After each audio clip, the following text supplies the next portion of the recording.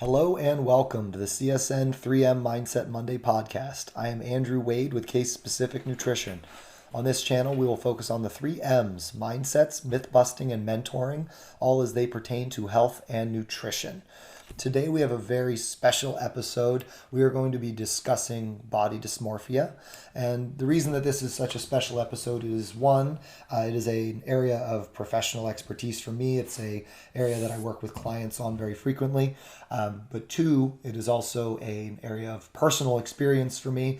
It is something that I have personally dealt with and continue to deal with.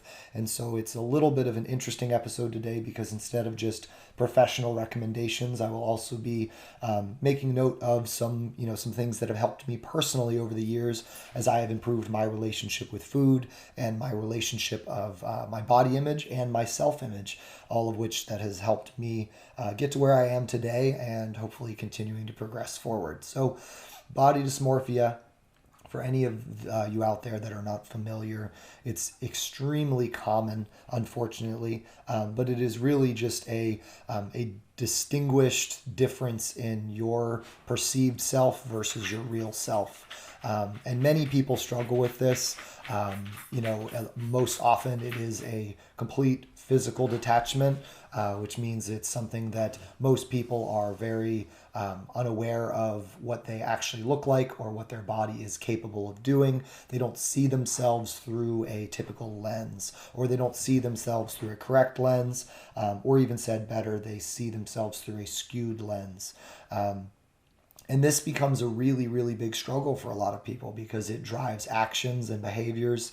In many instances, it's a massive trigger for eating disorders, and it's a reason why eating disorders have a tendency to stick around. It's kind of a chicken before the egg conversation, but in many cases, body dysmorphia is sort of that psychological notion that then, based on what you're feeling and seeing, you then take actions to try and change that. I started to develop body dysmorphia when I was in ninth grade in high school, and it was the reason that I started to run at times excessively and began to exercise excessively. It was the basis that motivated that excess behavior. It's also the same behavior that motivated the restrictive aspects of my diet. And this is something that over time can have extreme health consequences, but is also emotionally debilitating because your body image, having that negative perception, inherently leads to a skewed self-image where all of a sudden we start to have a negative self-image, which leads to doubt in our abilities to accomplish things in every aspect of our life. So oftentimes body dysmorphia can lead to eating disordered behaviors, but also leads to anxiety and depression in our day-to-day lives, in our professional and social aspects as we try and develop into young adults and into adults and into people that are sort of a part of society. And those detached feelings can be crippling. And I know all of you listening that are experiencing this can vouch for me there that it is a very, very hard thing to deal with. So what I wanted to do today is I wanted to share just a couple starting points, maybe some ideas, as I do always in this podcast, some perspectives or a fresh take that might give us some starting points in how we can start to take on body dysmorphia, how we can start to improve our body image and our self-image. And it starts with some really, really simple psychology, which the term that is most commonly utilized is creating cognitive dissonance. And all cognitive dissonance is doing is it's basically observing the key pathway in which this body dysmorphia works, which is there are ideals in your brain, deeply rooted in the subconscious, that basically drive our behaviors. And so what happens is those ideals, if they are incorrect for some reason, some simple examples of that is, I don't eat pizza because pizza makes you fat. That's an example of pizza makes you fat, which is why I don't eat it. We have the ideal and we have the behavior that is expressive of that ideal. Or the ideal of I am not a fit person. I am out of shape or I am unhealthy. is going to lead to behaviors such as not being willing to challenge yourself because you have doubt about that. But so what we want to do is we want to first identify what ideals are basically skewing our perception of ourself. And then from there, we can start to see the behaviors that are coming from that. And so for me, when I was in high school, I wanted to be really fit and I wanted to be really athletic. And so I had, and with the body dysmorphia, my skewed perception was that I was fat and that I had excess body fat. And that led to the behaviors to overly restrict and to overly exercise. Now, that was actually, particularly when the eating disorder was happening, very far from the truth. As is with body dysmorphia, it tends to give us a false narrative. It tends to give us a commentary of a reality that is not true, and then leads us to take extreme actions and participate in extreme behaviors that are, one, unnecessary, and two, not supportive of our true health and wellness. So the goal is to create dissonance, which is to basically create a separation. And the way we do that is by identifying what those ideals are, those incorrect ideals that are driving those behaviors, and then begin to challenge them. And the way we challenge them, there's two ways, but the step one for most of us is to start to make a list or start to journal the can'ts, or the you can'ts is what I call them, which is whenever your mind tells you you can't do something. So if you're, particularly for those of you, the body dysmorphia might, resonate and tell you this narrative that you are not fit or you are not healthy. So as a result, you won't be able to do this or you can't do this. We want to begin challenging those, because what ends up happening is when your brain threatens you with a you can't, and then you challenge it and you figure out you can, that starts to cast doubt on the dysmorphia. It starts to set you up to not really believe that what the dysmorphia is telling you, that false narrative that the dysmorphia is sharing with you. It starts to put some cracks in it and expose it for what it is, which is a false narrative. And so, for example, if you're somebody that is fearful of your weight, and as a result you restrict your eating, and that makes you say pizza is bad for you, it makes us fat, so I'm not going to eat pizza.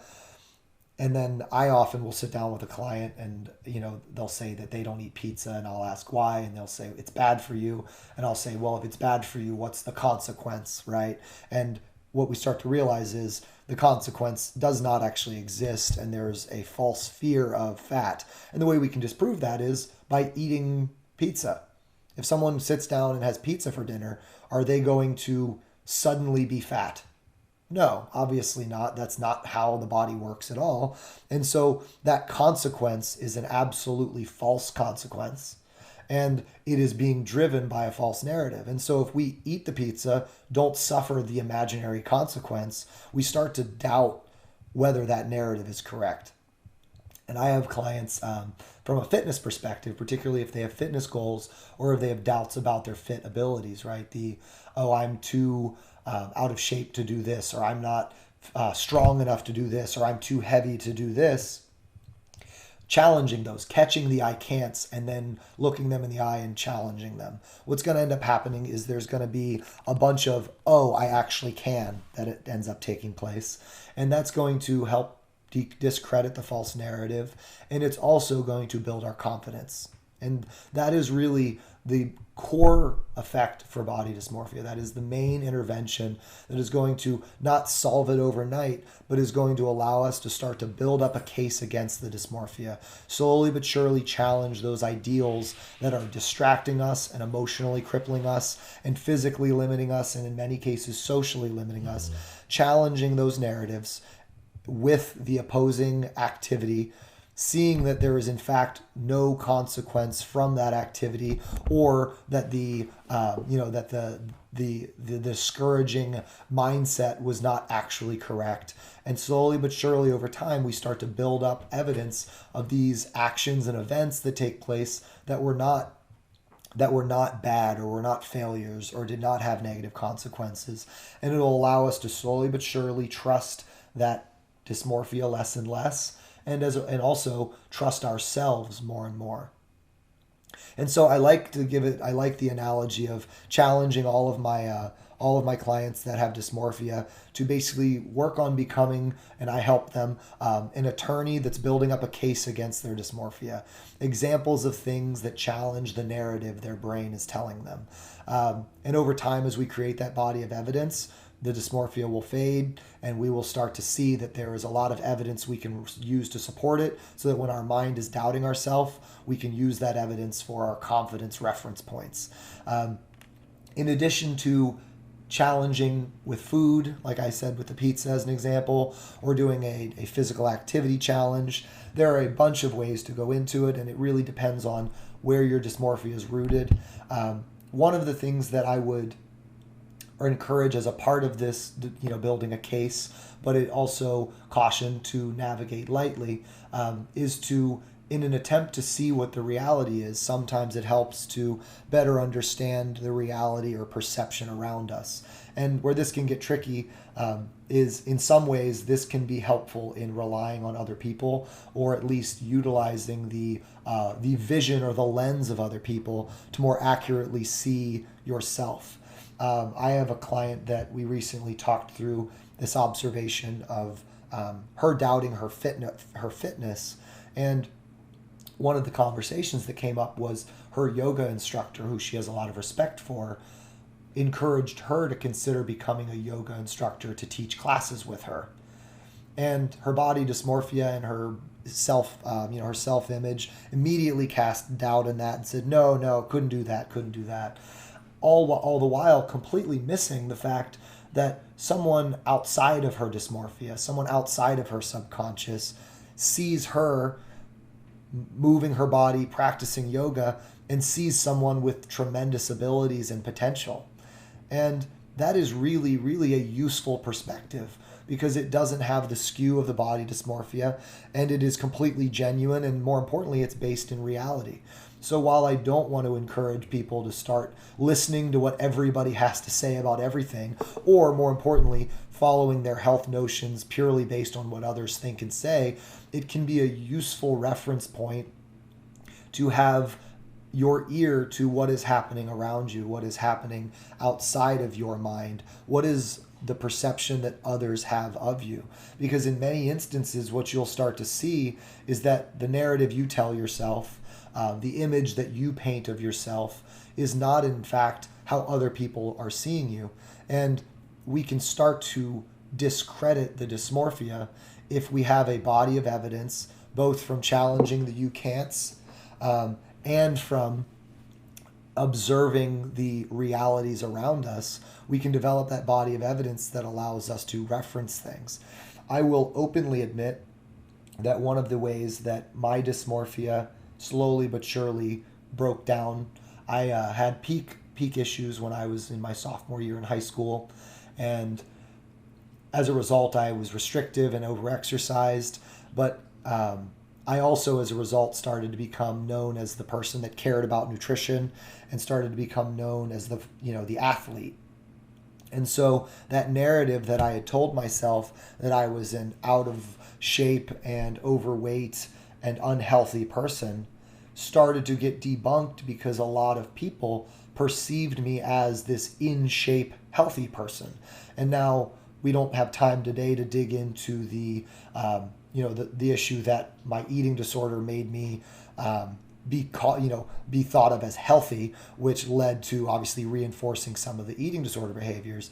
But at base, being seeing that narrative that my body dysmorphia was telling me challenged by those around me, allowed me to start to see myself as a different person.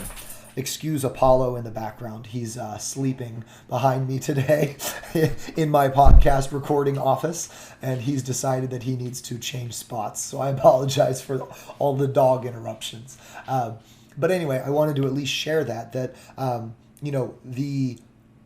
impressions or the reputation that was developed was something that is, as an early on step, allowed me to discredit my dysmorphia and basically start to not believe it, which in not believing it allowed me to start to develop an ability to have confidence, change body image, change self-image. And to be completely honest, throughout college, as I'd studied nutrition and became more competent in my ability to practice, and as I've continued learning even in my career, body image, self-image all go with it. And it's because the farther along we get in building that case against the dysmorphia, the more confident we can be and the quieter that dysmorphia gets.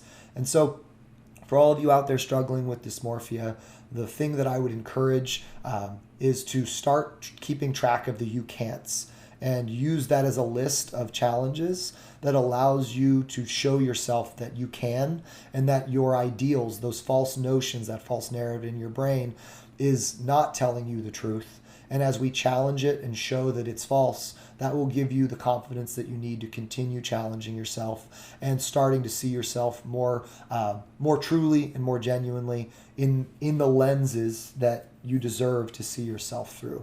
So I hope this has been a helpful starting point and perspective. Like I said, this is meant to just scratch the surface.